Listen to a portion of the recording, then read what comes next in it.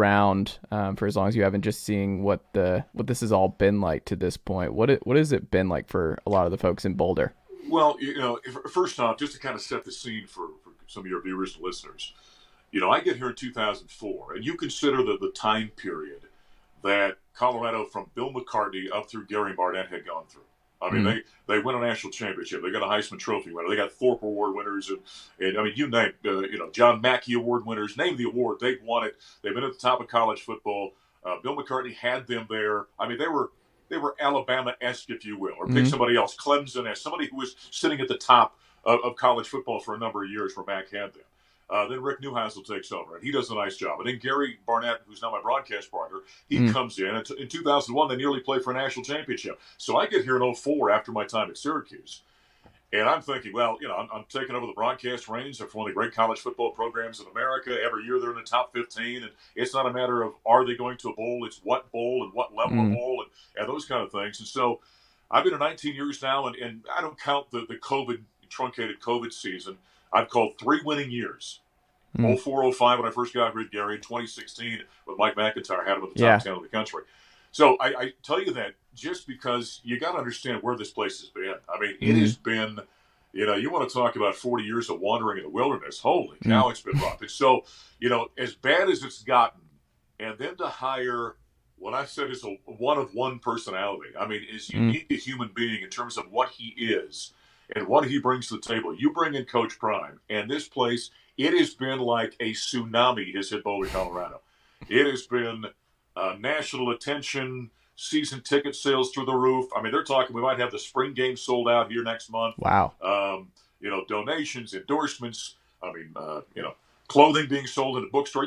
Whatever aspect of Colorado football you want to talk about has exploded off the charts. And it's unlike anything I've ever seen. I'm not sure there's another person. I was doing a show on ESPN right after he got hired, and they said, really, you don't think anybody else would bring this kind of, attention and energy with him? And I said, well, I guess maybe if Oprah Winfrey decided she wanted to coach college football or something, I don't know. But it really has been a whirlwind for the last now, 2.5 months. Yeah, maybe Mike Shanahan just taking the Colorado job, just the Denver Broncos legend. He's like, I'm bored. I'm coming back. I think he's still in Colorado, right? Well, yeah, he's still here. But, since the thing is, I've had other people bring up, Nick Saban. Well, they're all great football coaches, but nobody's an icon like he is. Yeah. I mean, you think about that. He's one of the greatest athletes in the history of the world. For a guy that's I got the Braves going right here. Two-sport phenom. Yeah, so, I mean, for a guy my age, I was he and I are the same age. So I'm watching him go through, what he's doing at when he was in college at Florida State, and all of a sudden getting into the NFL, Major League Baseball, and all of that, and the impact he was making. Then he is done playing, and he becomes this cultural icon that he's kind of become, and what he means from a cultural standpoint. So, you could bring in a great football coach, and it's going to bring a lot of things. I mean, think of this for a second. The week of the national championship football game, here's the kind of energy and just the national spotlight that he's put on Colorado football. Let's see, on that Monday night, he's on the pregame show for the national championship game. The next morning, he's on CBS, the morning show on CBS television. He was on the cover of GQ magazine. He was in the New York Times. And the following Monday, he did the Manning cast. I mean, what other person is going to have that kind of broad appeal that you're going to bring in? So, Shanahan would bring a lot of attention, no doubt. But I don't think, all due respect to Mike, and I got to know Mike over the years, I don't think he's going to be on the cover of GQ, right? No.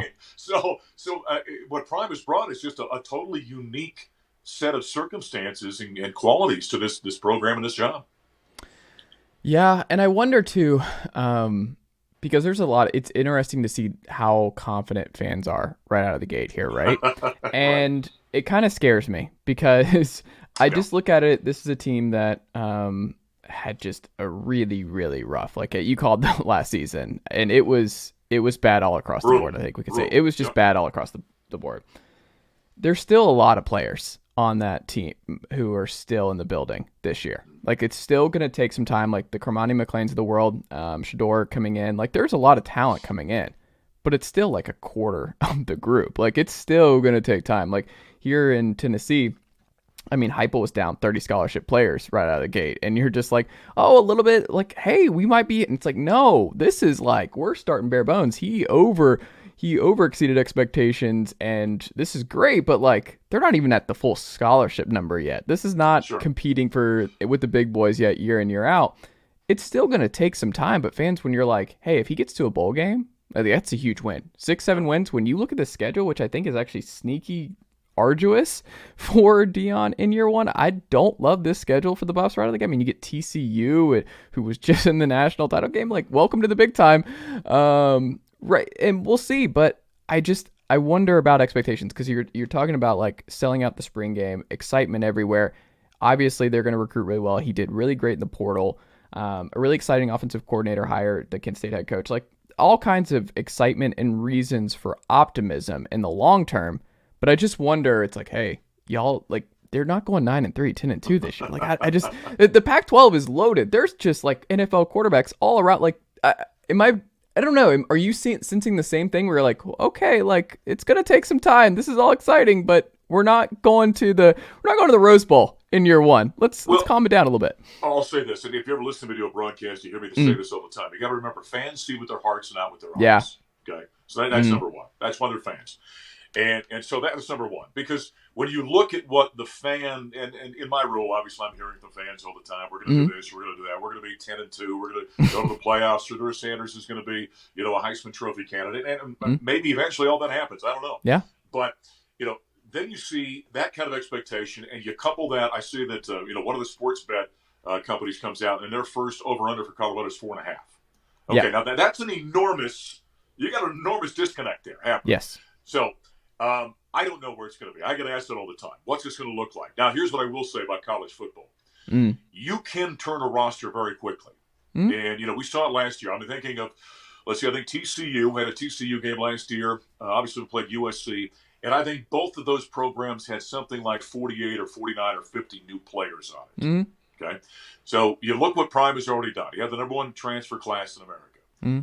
He had the number 19, 20, whatever it was, overall class, recruiting class in America. So you're going to see, and by the way, I continue to hear he's not done from a transfer standpoint. So you're going to have 50 new players on this roster. So if that's 50 new scholarship athletes, that's the vast majority of the scholarships you're going to give out. So you can turn it pretty quickly. Now, the question becomes then is how quick does, the coaching staff implement the new system where it's fully understood with a group of guys who just came together? Is the culture change that quickly? Those are all the things that I think are going to be fascinating to watch. And you pointed out something very correctly, by the way, with fans just being off the charts. And I keep saying to people, if they get the 6 wins with that schedule, and not only is it TCU, it's Nebraska at home with Matt Rule coming in the next week. It's at Colorado State. And then, by the way, you've got Oregon and USC kicking off Pac-12 play. Think of that 5-game slate right there. Yeah. 2 rivalry games, a national championship, a participant last year, and maybe the 2 top teams in the Pac-12. So it's an enormous challenge right off the top. So I think this thing's going to be fascinating to watch, but I've told fans, if they get to 6 wins, that's a 6-fold increase. That's unbelievable. Yes. And, fans are fans, though. They want everything at once. And so, listen, I'm not going to bet against the guy because I think he's going to have success here. But I'm with you. You just wonder how fast can you possibly turn something from 1-11, and it was a bad 1-11. Your viewers might be saying, wait a second, 1-11 is always bad. No. There's 1-11, Chase, and then there's really bad 1-11. And that's what we were last year. I'm going to be real honest with you. It was brutal. Every game was extremely lopsided. And so that's a monumental task. And this guy has come in, and his energy's off the charts. And like I said, I'm not betting against him. I'm just fascinated to watch the process.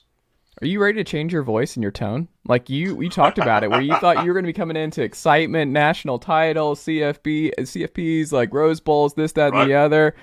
You got spoiled with that a little bit early on, and now you've been like, you haven't had this. We're talking like next 2 to 3 years, you might just be yelling. The voice might be going. Mark, you gotta look. It's gonna be a fun, exciting group that you're gonna be watching week in, week out. I might have to harken back. When I was at Syracuse, I called the 2003 national championship with Carmelo in that group.